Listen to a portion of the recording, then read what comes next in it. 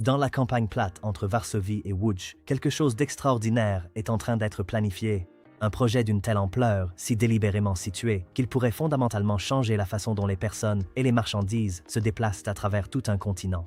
Il s'appelle CPK, abréviation de Centralny Port Komunikacyjny. La Pologne cherche à se positionner comme l'un des carrefours de transport les plus importants de toute l'Europe. Commençons par les bases.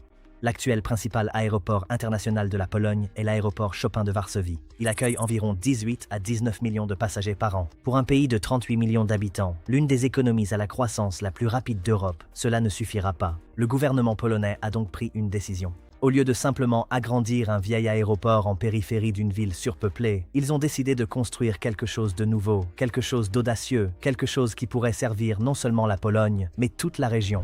Le Centralny Port Komunikacyjny, ou port central de communication, est conçu entièrement à partir de zéro, à environ 40 km au sud-ouest de Varsovie, sur des terres qui sont aujourd'hui principalement des champs et des forêts. L'objectif ? Un tout nouvel aéroport capable d'accueillir 40 millions de passagers par an dès son ouverture, et avec le temps et les extensions, potentiellement 60 à même 100 millions de passagers chaque année.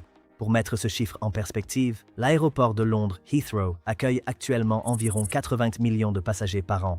Francfort, l'un des grands pôles de l'aviation européenne, accueille environ 60 millions de passagers.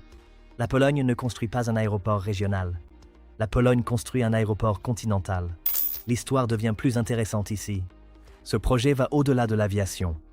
L'aéroport Chopin de Varsovie restera en service, mais le CPK est conçu pour devenir le principal hub, déplaçant le centre de gravité de l'aviation polonaise vers un emplacement bien mieux positionné pour l'avenir. Voici maintenant l'aspect que la plupart des gens manquent lorsqu'ils entendent parler du CPK pour la première fois. L'aéroport, aussi gigantesque soit-il, n'est peut-être même pas la partie la plus transformatrice de ce projet, car intégré au plan du CPK se trouve quelque chose que la Pologne n'a jamais eu auparavant, un véritable réseau national de trains à grande vitesse.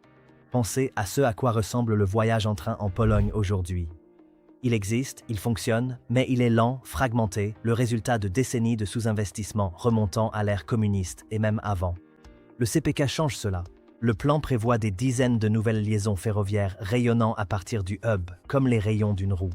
Des villes qui prennent actuellement 3 ou 4 heures à atteindre depuis Varsovie en train seraient accessibles en moins de 2 heures, certaines en 90 minutes. Cracovie au sud, Gdańsk sur la côte baltique, Wrocław à l'ouest, Rzeszów près de la frontière orientale. L'idée est d'une simplicité époustouflante quand on la voit sur une carte. L'aéroport devient le cœur battant d'un réseau national de mobilité. Vous ne faites pas que venir en avion en Pologne, vous transitez par la Pologne, atterrissez au CPK, montez dans un train et pouvez être n'importe où dans le pays en 2 à 2 heures et demie. C'est extrêmement important pour un pays de la taille de la Pologne. La Pologne fait à peu près la même taille que l'Allemagne, et l'Allemagne possède l'un des réseaux ferroviaires les plus étendus au monde, construit sur plus de 150 ans. La Pologne essaie de faire un bond en avant, en construisant en quelques années ce que d'autres ont mis des générations à réaliser. Et c'est cette ambition qui distingue le CPK d'un projet d'aéroport ordinaire. Il s'agit ici d'une infrastructure nationale repensée depuis zéro. L'aéroport et le réseau ferroviaire forment un système unique, une conception, un objectif commun, transformant la Pologne en un centre de transit majeur pour l'Europe. Pour comprendre pourquoi la Pologne dépense autant d'argent, il faut comprendre où en est la Pologne aujourd'hui sur le plan économique. Au cours des 3 dernières décennies, la Pologne s'est transformée, passant d'une économie post-communiste à l'une des véritables réussites de l'Europe. Le PIB par habitant a été multiplié. Les investissements étrangers ont afflué. De grandes entreprises du monde entier ont établi leur siège régional à Varsovie. Aujourd'hui, la Pologne est la 6e économie de l'Union européenne et elle continue de croître. Mais les dirigeants polonais savent quelque chose que les historiens de l'économie comprennent bien. Les pays et les villes qui connaissent la croissance la plus rapide sont généralement ceux qui se trouvent au centre des échanges. Il ne s'agit pas seulement du mouvement des personnes, mais aussi de celui des marchandises, des idées, des capitaux et des talents. Pensez à Francfort. Depuis des décennies, l'aéroport de Francfort est l'un des principaux hubs aériens d'Europe, et ce simple fait a tout façonné autour de lui. Le quartier financier, l'industrie logistique, la culture d'affaires internationale. Ou regardez Istanbul.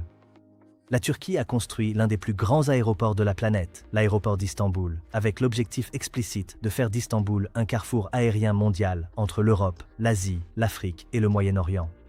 Aujourd'hui, il accueille plus de 70 millions de passagers par an et il a transformé la position de la Turquie dans l'aviation mondiale. La Pologne observe ces exemples et se demande « pourquoi pas nous ?» La Pologne occupe une position géographique qui est, franchement, sous-exploitée. Entre l'Allemagne à l'ouest, la Scandinavie au nord, les Balkans au sud et la vaste étendue de l'Europe de l'Est à l'Est, la Pologne se trouve au centre de quelque chose. Mais jusqu'à présent, elle a été en grande partie un pays de transit. Un avion la survole, des camions la traversent. CPK est la réponse de la Pologne à cela. Une tentative structurelle délibérée de devenir un lieu où le monde s'arrête, et pas seulement un lieu de passage. Et les retombées économiques de ce changement, si cela fonctionne, sont énormes. Les hubs génèrent des emplois, des parcs logistiques, des hôtels, des campus d'entreprises, des villes ferroviaires secondaires.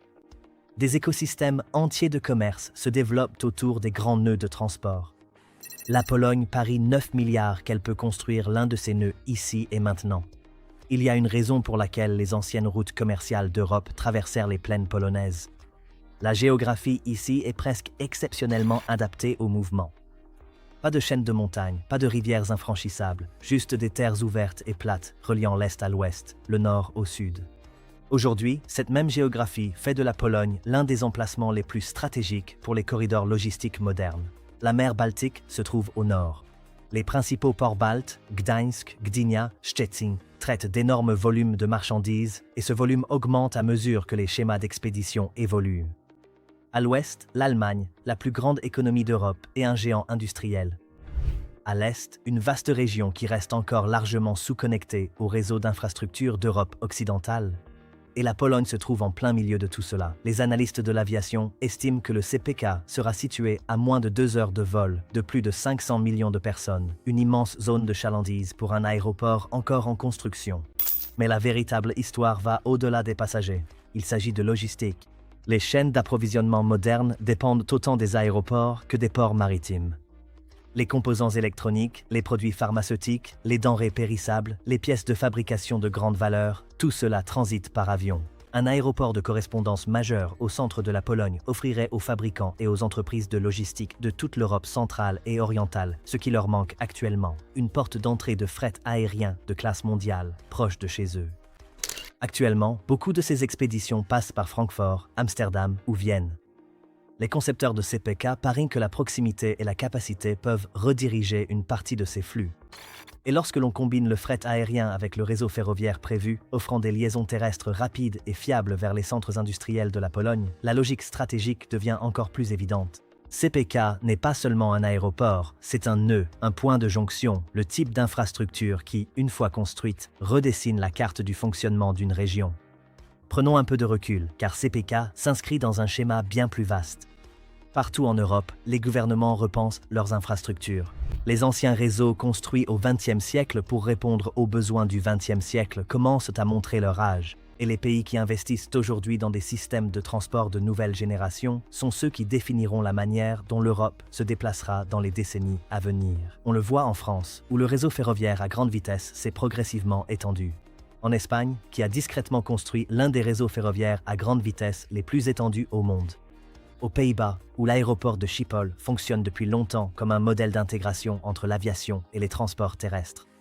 Mais ce qui distingue le CPK, ce qui le rend véritablement remarquable, c'est l'ampleur de l'intégration tentée dès le départ.